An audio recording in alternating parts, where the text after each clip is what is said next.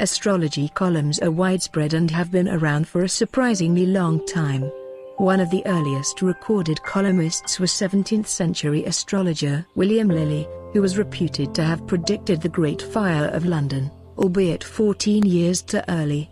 The idea behind astrology is that stars and planets have some influence on human affairs and terrestrial events, and horoscopes are an astrologer's foretelling of a person's life based on the relative positions of stars and planets. These forecasts are regularly read around the world. According to the Wellcome Trust Monitor survey, 21% of adults in Britain read their horoscopes often or fairly often. Undoubtedly many people read their horoscopes just for entertainment value, or as a topic for conversation. But some people attach scientific credence to astrological predictions and regard astrology as a valid way of understanding human behavior. A surprisingly large quantity of scientific research has been carried out to evaluate the claims of astrology over the past 40 years. There is no evidence to support such claims. It should then be a cause for concern if citizens make important life decisions based on entirely unreliable astrological predictions. For instance, people may decide for or against a potential marriage partner based on astrological sign. This happens quite often in India. Some may make rash financial decisions based on predicted good fortune. Reassuringly, it turns out that the number of people in Britain who think that horoscopes are scientific is small. From the Wellcome Trust Monitor survey, we know that less than 10% think horoscopes are very or quite scientific, and a similar proportion thinks the same across the European Union as a whole. However, if we ask people whether they think astrology is scientific, we see a different picture. In a Eurobarometer survey of attitudes towards science and technology, a randomly selected half of respondents were asked how scientific they thought astrology was. The other half were asked the same question about horoscopes. The results shows a surprising disparity in opinion. More than 25% think that astrology is very scientific compared to only 7% for horoscopes.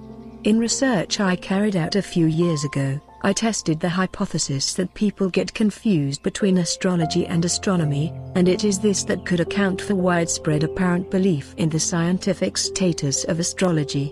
Even well-respected national newspapers have been known to make this mistake. My survey also asked people how scientific they believed various activities to be. One of these was astronomy.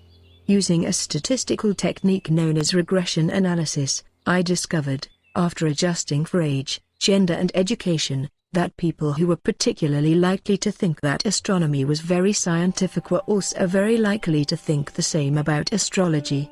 This points to semantic confusion about these terms among the general public. In the same study, I was interested to look at other explanations for why some Europeans think astrology is scientific and others do not. The first explanation I looked at was people's level of education and their knowledge about science. If one does not have an adequate understanding, it might be difficult to distinguish between science and pseudoscience. So it turns out to be. When taking a wide range of other factors into account, those who have a university degree and who score highly on a quiz tapping scientific knowledge are less likely to think that astrology is scientific. In line with previous studies, women are more likely than men to think astrology is scientific, regardless of their level of education and knowledge about science. Those who believe in God or a spirit of some kind are also more likely to find astrology a scientifically credible activity. Take things as they are. The most interesting result, however, is based on an idea proposed more than 50 years ago by the German sociologist Theodor Adorno. In 1952, Adorno carried out a study of a Los Angeles Times astrology column.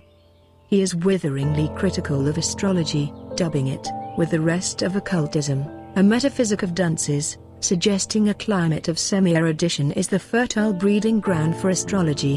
What is particularly interesting, though, is the connection drawn between astrology with authoritarianism, fascism and modern capitalism. Remember that this was in the aftermath of war and the Holocaust.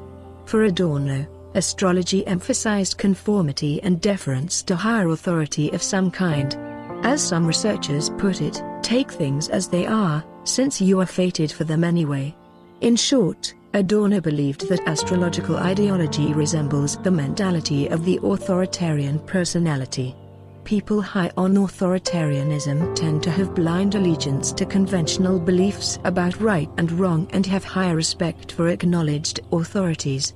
They are also those who are more favorable towards punishing those who do not subscribe to conventional thinking and aggressive towards those who think differently.